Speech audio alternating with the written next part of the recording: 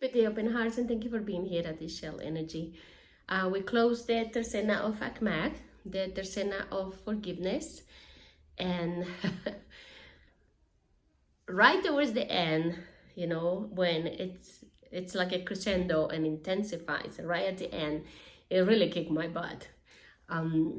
Especially because I thought I have been doing a lot of self-forgiveness, but this is a new realm we're at. This is the new grid. And there is nothing that you can put, you know, sweep under the carpets, because you will see the lumps on the carpet. So a lot of old wounds came back. A lot of, not a lot, but at least 4 very big lessons came to my awareness on the Tercena of Akmak, which, you know, we're closing now. A lot of the work that we thought that we have done, you know, a lot of us probably thought that we have done a lot of self-forgiveness and have moved forward, but no, found a little bit of band-aids that we just thought we did forgiveness, and we just had put a little band-aid on, and sometimes the band-aids are the color of the skin, so you don't see that there's a band-aid there, and it got ripped. So there was a lot of old things that resurfaced, and they came right to our awareness to take care of it, to not longer sweep it under the carpet. And it was pretty much to see the other as self. A lot of, towards the end, there was a wave of guilt that came in to be clear, shame, but mostly guilt that came in to be clear. And there were a few very important lessons that I found along the way of the last Tercena, the Akmak Tercena, the bumblebee, which is, you know, to me, forgiveness, all forgiveness is self-forgiveness, because the moment that we allow the forgiveness frequency to flow, we surrender to our divine self that we are, to the Godhood that we are, and honor the other's Godhood, the source self. It's just the same. We recognize that. We understand that we are a representation of source as us, as Yanina here. And that's what we are, and this is our path to experience this source self as this representation, and the others as well. So when you do that, you also remember that there are certain contracts that are playing so that the shadows come up to the surface to be clear. And they did come out to be clear. I encounter a very strong wave of, and this is, I'm feeling very vulnerable here because it was very strong for me, but I want to be honest with you. There was a big boulder of self-righteousness that came up, and the you know, the identification with the ego that I just totally dropped and went blind. And that kind of moment when you just, instead of checking in and breathe and open the space for all the options to be available on the table, just pick up your toys and go. I'm not gonna play anymore. I pick up my toys and leave. That kind of thing happened.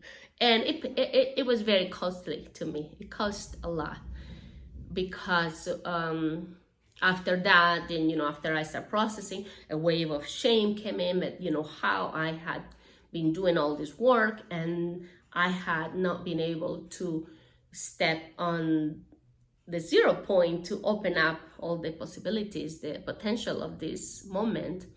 And it was funny because it was exactly also on the same day where I have been doing 0 point meditations for a while, the same day of the week, on a Monday, and that this experience happened. And of course, I did not open up and allow the moment to sit in the present, the 0 moment to open up, that subuya to open up and present all the potentials.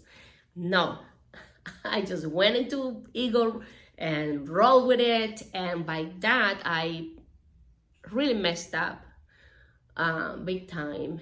And then I am sure I hurt somebody else's, not one or few people's feelings. So after that, it was the shame and, you know, all that comes about when you do, when you initiate an experience like that. And I say when we initiate, because I do believe that I initiated, I put it together that way to see if I had this, the clarity, the awareness, the consciousness to be in the now moment and see the potential of that now moment, all the experiences, and I didn't. But as this is the one experience of many of the Akmak Tersena that presented, but the other ones I feel were navigated okay. The self-righteousness came in a few other times. You know, with self-righteousness is when you are judging other people, when you allow. So there was a lot of moments where we were to allow the others, you know, and there are no others, allow our other selves to have their journey without judgment, as different as their journey presented. And sometimes it was very, very different, so different that they seem to have been frozen in space and not have moved forward. It's just have this, they were these experiences when I saw them, that they were just recycling past moments, and they were in this sphere of recycling past moments. And by doing that, you could not be in the present. And when you wanted to connect to somebody and, you know, new, you just wanted to connect so that you can continue recycling the old and marinate on it, which is perfectly fine if that is their journey. So then what I saw is, what does this have to do with my journey? Nothing. Allow them their space, allow them their room to experience whatever they want to experience, without making other people feel inadequate or guilty or shame, or, you know, how dare you still stuck on that type of thing. No. So that also presented to be clear.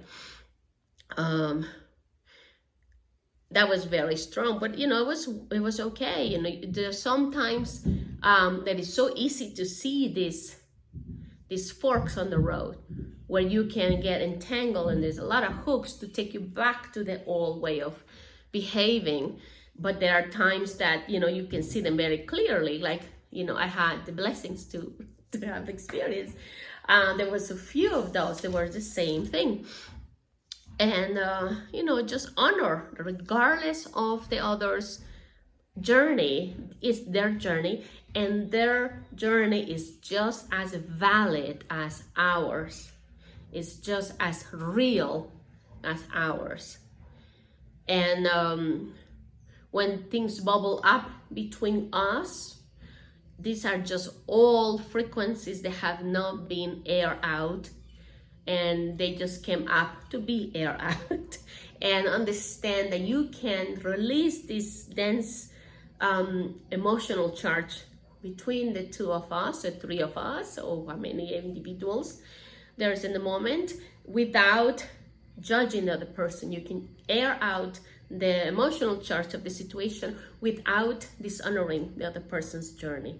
So allow everyone their space, honor their journey, because it's as valid as ours, even if it's very, very different.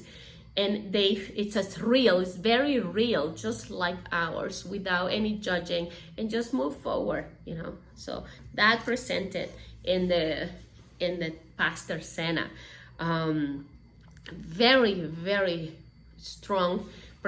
Also, I felt the highlight of inner guidance coming in, especially because with the interactions of other people that we respect very much, that we honor very much, and they try to give us advice from their level of consciousness, we have to always run it through our inner guidance regardless. And that was what we should have learned, you know, the little training wheels in 2019, 2020, and deep work in 2021 was about inner guidance, following your compass. not from outside, living from the inside out. And that came in very strong to the point that I could almost hurt myself screaming, that my higher self screaming, stop, stop, stop, stop, stop. But then, you know, you honor this other person, you love them so deeply. So you want to create a space, however artificial this space is, to honor their advice and take it in. And I'm saying artificial is because it's a non-organic honoring, because you are dishonoring your inner guidance. And then this brought all awarenesses that I have probably repeated a lot in my videos about, give me a second, that there is no place in time and space, in all timelines and densities, in all the multiverse, that there is no light. Whatever is there is light in it, in different degrees of octaves, but there is no place where the light is not. Others would say there is no place where God is not. There is no place. Everywhere contains everything, every being, every rock, every crystal, every piece of furniture, everything contains a level of light. So there is no place in the multiverse, in all times and space, that has no connection to light. And that I have experienced it personally. So that's my experience from the inside out, from my compass, when I was given the guidance from the outside in, that there were places that were disconnected 100% from the light, from Source God. And I could just hear myself, you know, and your inner guidance doesn't scream. I'm just saying, it was like, oh, stop, stop, just to emphasize it, because when you hear inner guidance, it's not a scream. To me specifically, you might hear it differently, but inner guidance doesn't come as a scream. It comes just as guidance. And if you don't follow it, it's okay, you know, go and experience that now and then catch up later. But I actually felt it physically on my belly, that I needed to heed my own advice and based on my own experience. But no, I went ahead, I said, follow, follow, follow. You know, make this an inorganic space, and to honor the other's advice and follow through. The other thing was that a lesson that I take to heart and I live by is that there is no way that we can cast someone, something to the shadow. We can judge someone as no good, or as taking this being and evaporate it to some kind of galactic jail or something, that we are not going to be required to fracture ourselves. In my experience, again, this is not some holy book somewhere. This is my experience coming from what I have experienced in my many years of searching and moving in this infinite game of awakening. In my experience, you can never cast something to the shadows. You can never cast a demon or, I don't know, a negative energy away to some dark cave or, I don't know, galactic jail without us fragmenting. A part of us will have to stay with that being wherever we cast it off. So that was another huge flag that came through, that I was like contemplating this inorganic space that I had created, because this person that I love and respect, and I still love and respect so much, was trying to help and provided this information. But at the same time, the red flag from my inner guidance was saying, no, no, no, no, this isn't truth. This isn't truth. We cannot cast anything to the shadows without fragmentation of self, and, you know, leaving this part of ourselves to take care of this other being And the shadows, well, we supposedly move forward, but we're moving forward fragmented. So that happened. And so let me see, I make little notes because it was very intense last couple of days on this tercena. So, you know, the fact of that we cannot cast anything away without us fragmenting was big. And then the other huge flag was there are no hierarchies anymore. Since like 2017, so the inner guidance, it could have been much earlier than that. When I start seeing them collapse was around there. That's when the time when I was moving away from Reiki, because even though Reiki is useful for some people, still it is a hierarchy. And that's when I started feeling the moving away from that energy system. And I was attached to it. It took me a while, but that's when the hierarchy started to break down. And this presented to me again that sometimes we feel that we are assisting others in their path by removing a hierarchy, but we are actually putting in place another one where at the beginning they have no power because they were victims. So then the savior, us, comes in and saves the person, heals the person, and by that you're providing another hierarchy because you didn't give back the power to the person. The person continues looking up to you because you were the one that supposedly took them from these brokenness and supposedly put them back together.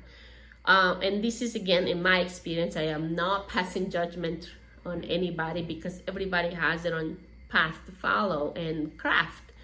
But this is what presented very strong in my belly, saying there are no hierarchies.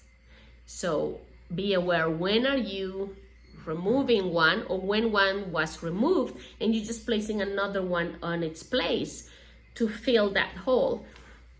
You have to be aware of that.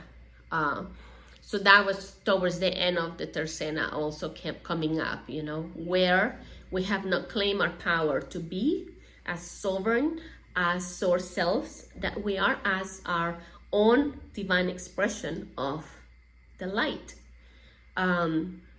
without identifying ourselves as different steps or hierarchies within as well. Because I have never said, I don't think, I never identify as a, which comes very often in my meditations, as a blue avian, a blue-white collective. These are aspects that come in sometimes when I channel or when I do meditations.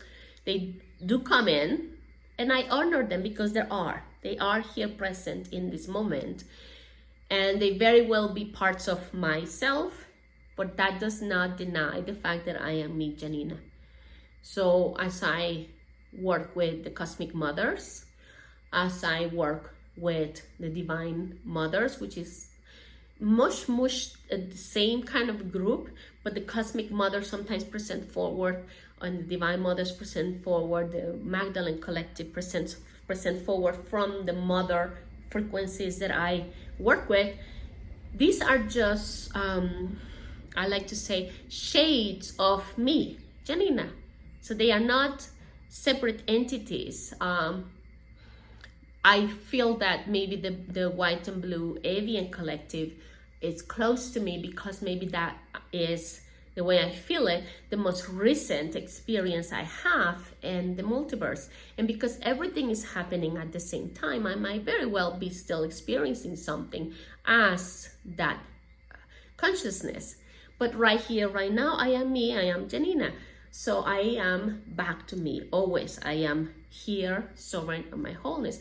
But that doesn't deny the other shades of colors in the palette that I work with.